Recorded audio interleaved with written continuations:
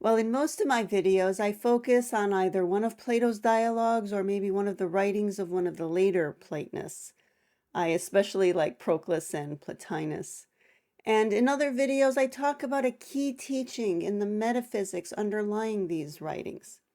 Today, though, I'm going to focus on a parallel aspect of our studies.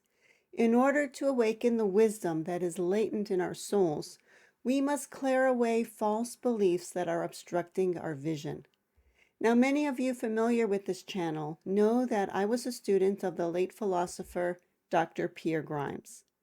In addition to his mastery of the Platonic canon, he blessed us all with the gift of philosophical counseling. He was the founder of the philosophical counseling movement.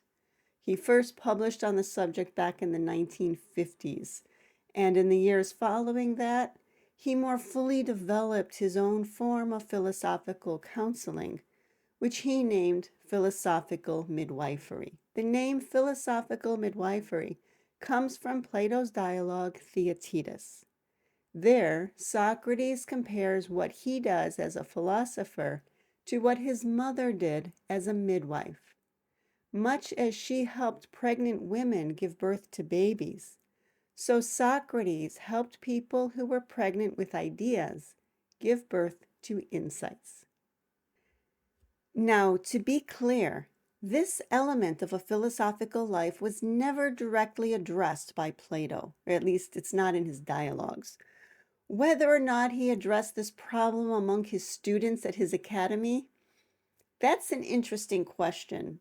Unfortunately, it's one that is purely of speculation.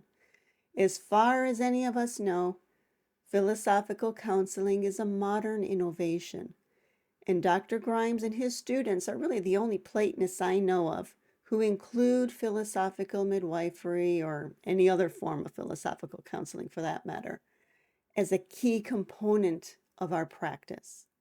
Socrates never explored with his interlocutors scenes from their childhood so as to uncover how precisely did you come to believe some harmful self-image. It's just not in his dialogues. Yet, this said, it is absolutely clear that Plato did recognize the need to question the beliefs that we picked up from our families and our communities. There are hints of this in many of his dialogues. So what I want to focus on in this video is I want to give you a number of these examples.